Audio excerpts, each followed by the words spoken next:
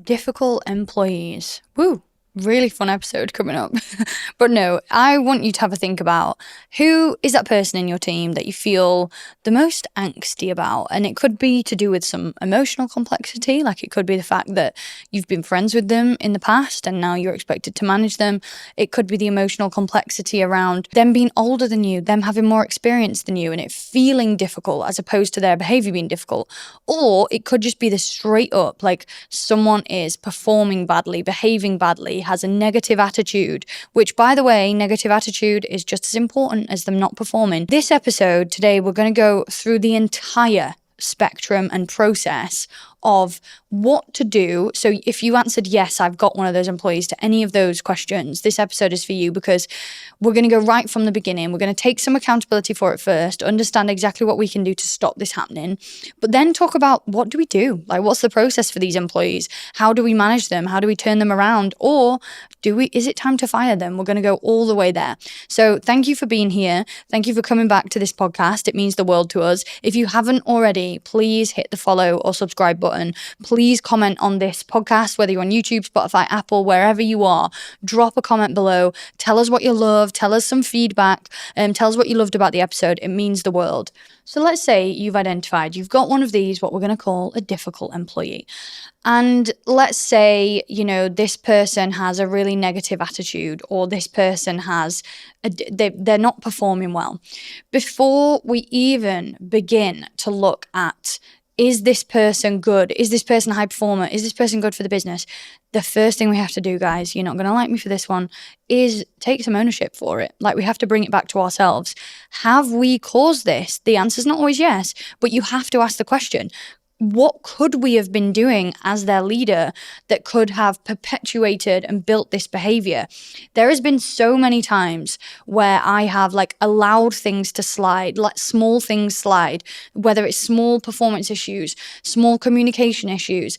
And over time, those issues just build and build, and they become something that's really unmanageable. Like, I remember there was an issue once with a team member, a guy that was in my team, and something he was doing in meetings, this is so specific, but he was turning up to meetings and I don't want to say mansplaining. I don't think that's the right term here. It was he was over explaining everything with really big words to the point where no one could understand him. But then he wasn't doing the work after. So it was kind of like someone who would really talk the talk, take up all the space in the meetings, over explain everything, use big fancy words, make everyone else feel a little bit small in the meetings and feel as though they couldn't bring their opinion to the table because this one person knew everything. And, it felt as though he was the smartest person in the room. But then behind the scenes, his actual performance, the things he was actually doing, weren't really matching up to that. And I'd noticed it, my gut feeling had noticed it, but I'd also noticed it happening. And then someone had fed it back to me that they'd noticed it too. And I kind of just brushed it off for a very, very, very long time, probably over a year, just brushed it off because I was well, that's just how he communicates. We do want people to take up space in the room. Some people are too quiet, and maybe if I say something to him, the whole room will go quiet. Also, what if this is just his personality? Can I say something? But every time that I ignored that, not only did it kind of say to him, oh, this behavior's okay, continue doing this, please continue, this is what I'm allowing, this is probably what I'm even rewarding.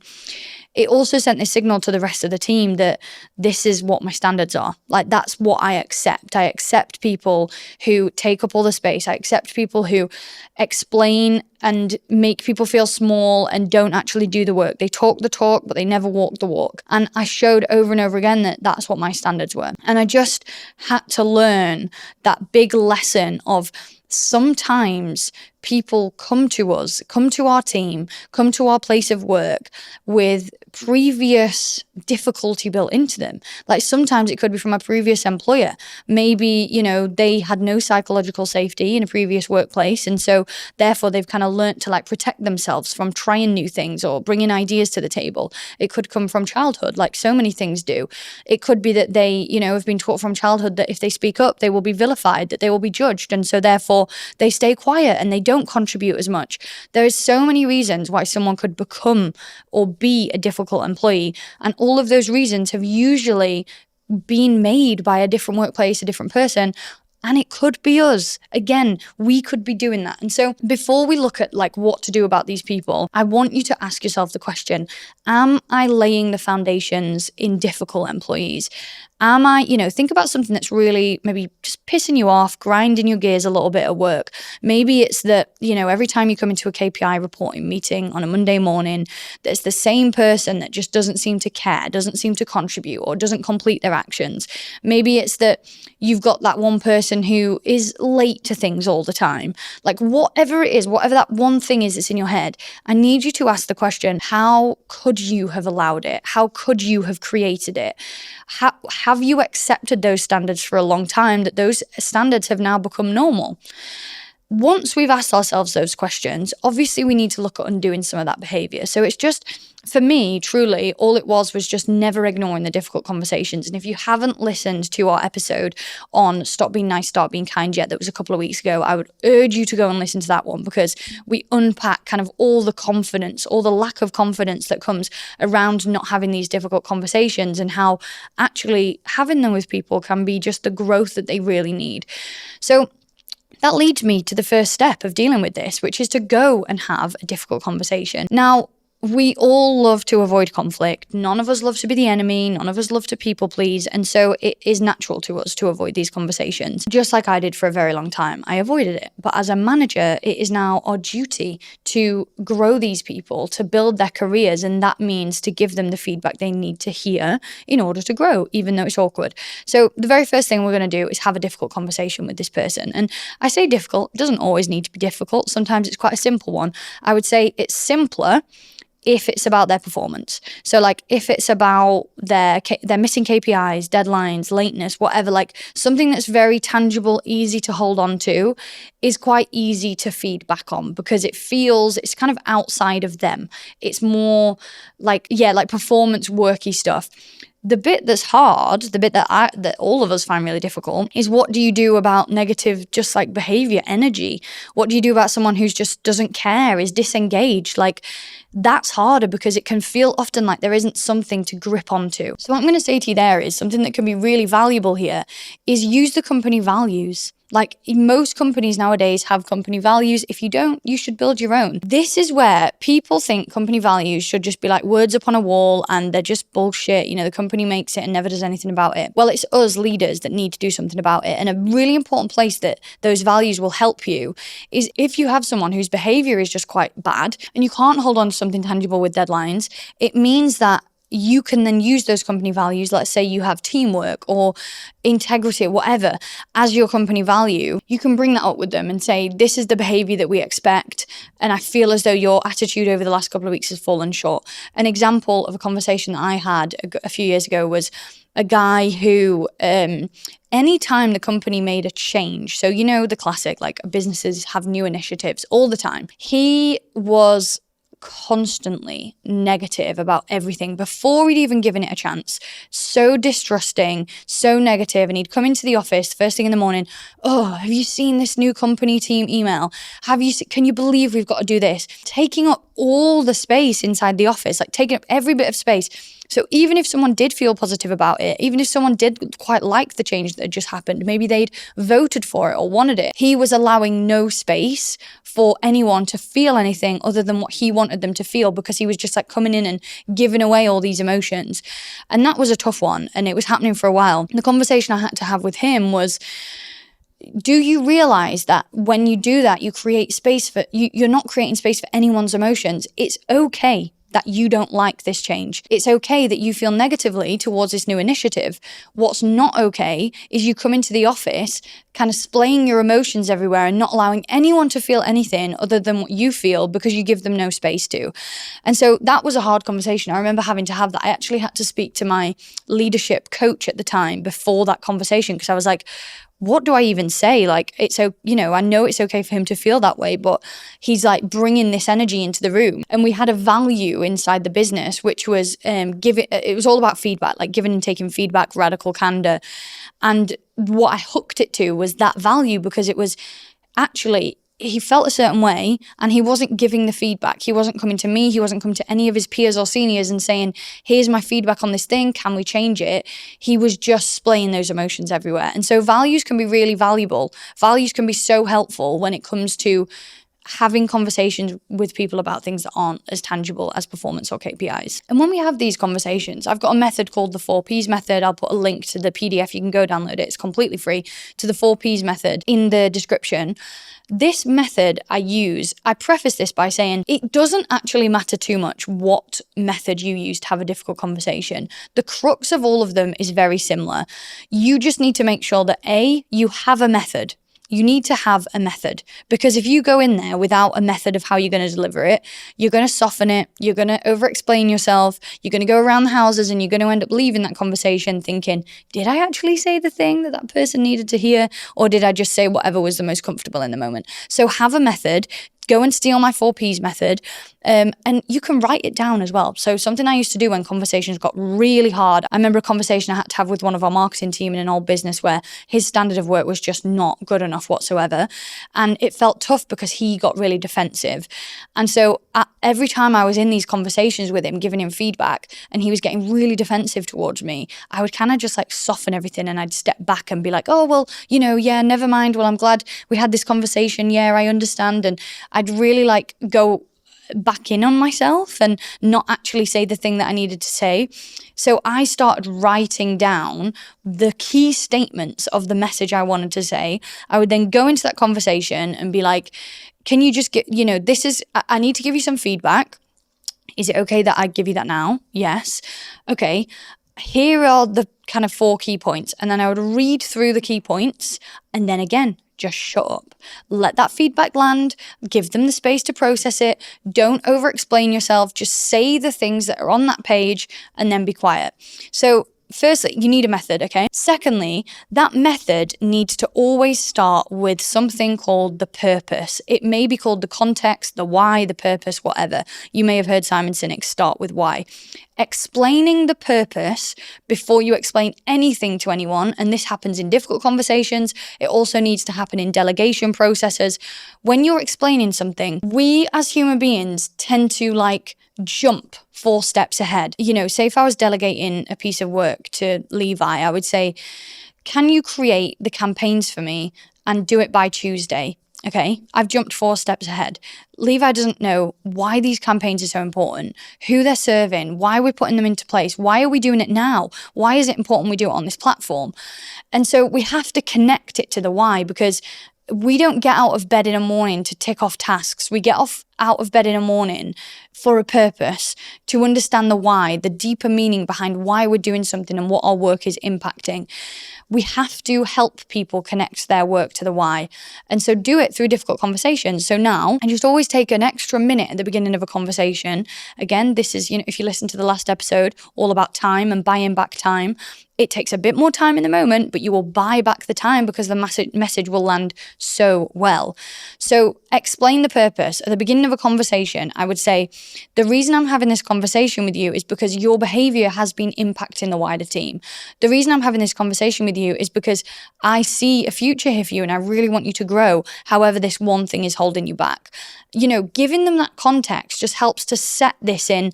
This is the bigger picture of what we're doing here. This isn't I'm pointing my finger at your bad behavior. This is, I am going to explain this to you because I care, because it's impacting other people. And so make sure, A, you've got a process of some description, and B, that it starts with a purpose. And then obviously, we can go through the 4 Ps, but a process, your difficult conversation process should look like explaining the purpose. Then you want some sort of proof in the middle. So you want some sort of proof around what it is that they've done, the problem, you want what's the issue that this is causing. And then the final bit that most managers ignore is called the path. What comes next? What's the consequence? If this behavior continues, do we have another difficult conversation? Do we have to formalize it? Do we have to go on a performance plan. What is the next step after this difficult conversation? And this is all the stuff I'm always banging on about Custard, guys, but all of these plans, frameworks for conversations are inside Custard. If you haven't already, go and start a free trial. You can try Custard for free today. It'll pulse survey your team. It'll get all the data you need from your team to level up your management of them.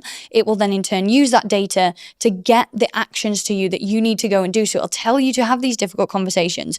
If engagement accountability is low, it'll tell you to go and have some of these conversations with people to figure out why and to kind of set paths and plans for them coming next. Okay, so you've got this difficult employee, you've taken accountability, you've had a difficult conversation with them. What happens next? What if they don't change? We've already tried giving them this feedback. They don't seem to be taking it on. What do we do now? So the next step is always our manager's favorite tool is a PIP, a performance management plan. Now, I would probably have like 3 conversations before I got to this point.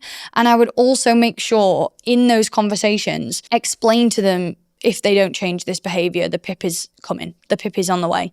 The performance plan is on the way. And if you don't have a clue what I'm talking about with a performance plan, or you're a bit like, oh, I do kind of understand what that is, I've kind of seen them, don't worry. I'm going to explain it all to you because I needed it explaining to me very clearly as well. Because I think this is the sort of stuff that like, we're expected to know and no one really ever talks us through it. So I'm going to talk you through it because it's helpful for my brain too. 3 difficult conversations, explain to them that if they don't change this behavior, they're going to go on a PIP. Now, what the hell is a PIP? A performance improvement plan. It's actually a HR tool. So it was built out with HR in mind. And what we mean by HR is, there's so many different ways that we can look at HR in a business, but one of the most important ways is compliance, is making sure that your business is legally compliant, that we are taking care of our employees in the most legal way and keeping everyone kind of operating to the highest compliance standards of HR in business. And a performance plan, the reason that HR kind of developed this a performance plan in general is that we have to give people a fair chance before dismissal. So obviously you've got different types of dismissal, like gross misconduct. Maybe they've had warnings, whatever, and then you fire them. A performance improvement plan is, I am giving you a chance to improve. It's also very well documented. Very important, guys. Document motherfucking everything. If you haven't already been involved in some sort of messy HR thing in business yet, you will do at some point, I guarantee. Even the kindest, sweetest leaders who never get into trouble, who never do anything wrong, you will end up tangled up in a HR something at some point because it's just the way of the world. It just happens. And like, I ended up getting pulled into one. It wasn't even technically to do with me. It was to do with 2 other entities. But I got pulled into it because I was part of one of the conversations and I had documented the conversation and therefore everything was clean. And I had screenshots and I had evidence and timestamps. But just make sure that you're documenting these things. And when I say documenting, it sounds a bit pedantic, but after you have a difficult conversation with someone, I would highly recommend just sending them a very quickly email afterwards to say, just to confirm, we spoke about X, Y, and Z. Here's the next steps that I expect. Here's the next steps that we expect. Can you just reply to say you confirm, all well received? It helps with clarity of communication, but it also helps to save your ass if ever anything goes wrong, and just keeping everything clean and making sure it's all documented. Performance plans are the next step in this, and they can feel a bit weird and a bit scary. And I think, again, there is this sort of brand around performance improvement plans that they're built to manage people out. And if ever I talk about performance plans online, the internet comes down on my throat with employees, people who've experienced them before, saying this is just a way for a company to manage people out. And truthfully, some businesses do that. That's what some businesses use it for, because technically you can use it to get rid of someone, because it means that if you do the difficult conversations, you document them, you go through the performance plan, technically at the other side of it, you can fire someone, you can let someone go because you've well documented everything. I mean, right, let's not get into the legal stuff here. Obviously check with HR before you let anyone go. But just for illustration purposes, that is kind of the brand around PIPs.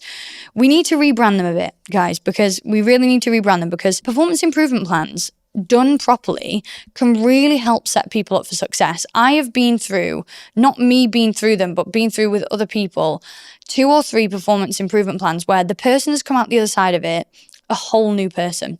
It's almost just like a bit of a deeper way of getting feedback to that person week on week to make sure that they very clearly improve. All a PIP is a spreadsheet, essentially a spreadsheet.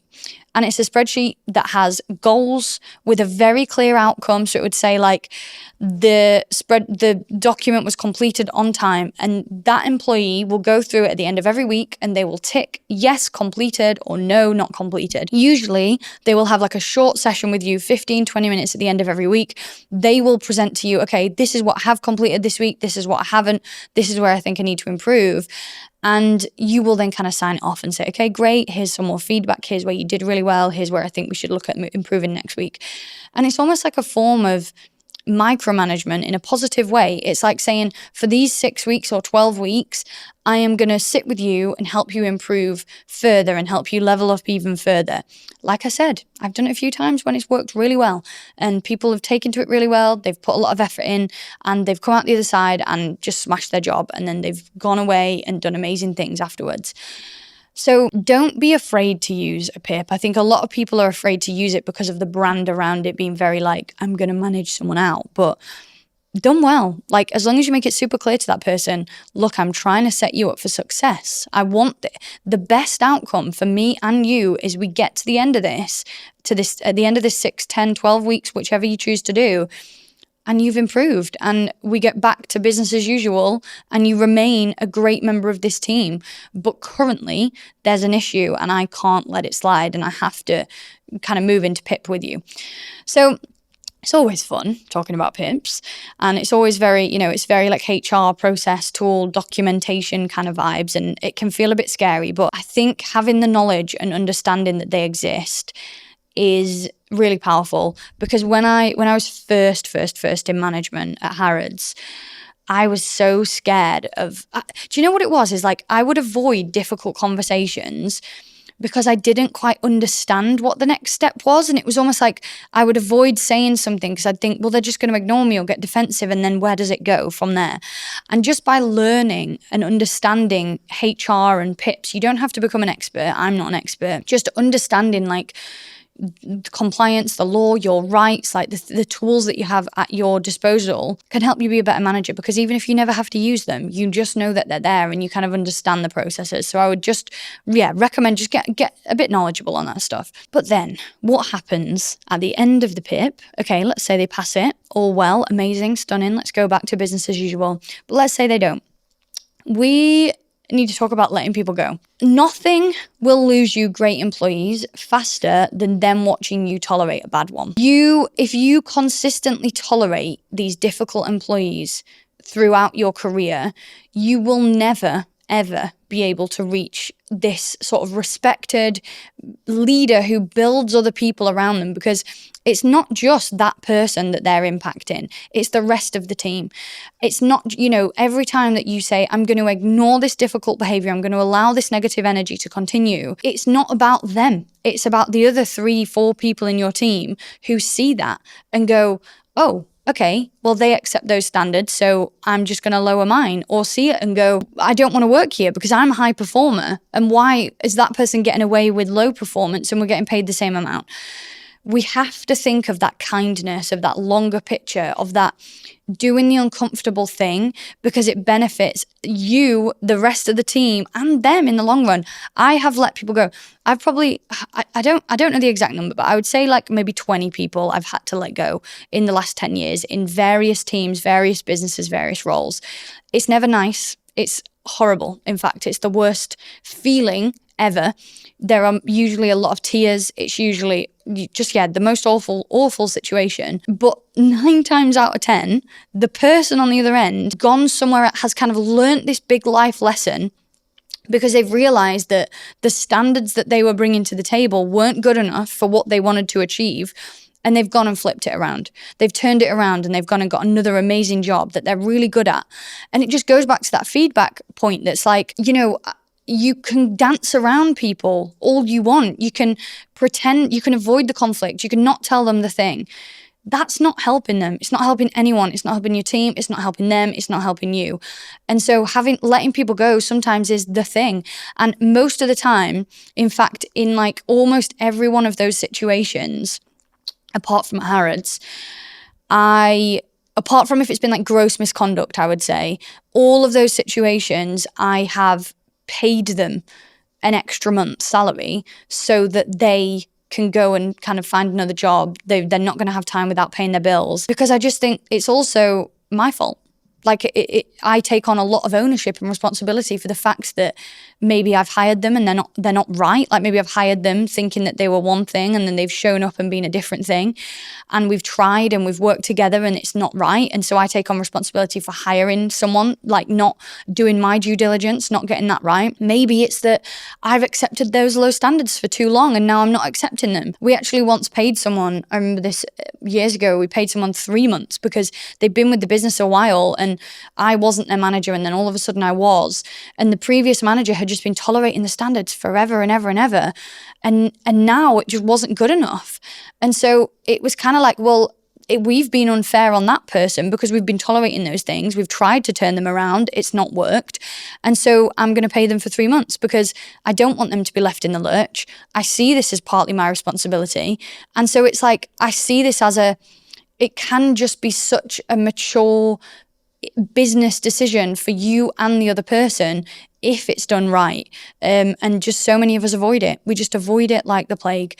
And so, yeah, just please try to again see that as kindness. And if you have the tools in your belt to pay that person for a little while so that they can find themselves on their own feet, I would highly recommend you do that as well, because then it's kind of kindness all around. And I actually have quite good relationships with some people that I've let go in the past because of the kindness that I've attempted to give them throughout that process. That being said, not trying to put myself on a pedestal because it is just shit. It's not nice, not fun for anyone. But sometimes just needs to happen. So this is my difficult employee process. Start by taking accountability in yourself first. Have the difficult conversation, do the PIP, and if we have to, at the very, very last stage, we may have to let that person go. Run through all that process. This is your job as a manager. This is it, managing people. We are now responsible for managing these people as best as possible. Just can't let these things slide anymore. We can't let them slide. This is the sort of stuff this is the important work. Like I said, if you listen to last week's episode where we talked about time, urgent versus important, this is important. This work is the stuff that should take precedent. We should be coaching, we should be building, we should be developing people, helping people improve themselves. So make sure you take the time out to go and do that. Now, we are going to run some episodes where we take dilemmas, we take struggles from you, directly from you, and we work towards undoing those throughout the podcast. And so I would love it if you could email your biggest leadership struggle, one that you'd like me to go through, help you unpack. We will keep everything strictly anonymous. Please email it with as much detail as possible to hello@theboardroompodcast.com. Send it through. We're going to do a brilliant episode where we review all your biggest dilemmas, all your biggest struggles, and we'll really get to the bottom of each of them. And thank you for being here. Please, like I said before, it helps so much. We are a brand new podcast. You liking, subscribing, everything that we do on here.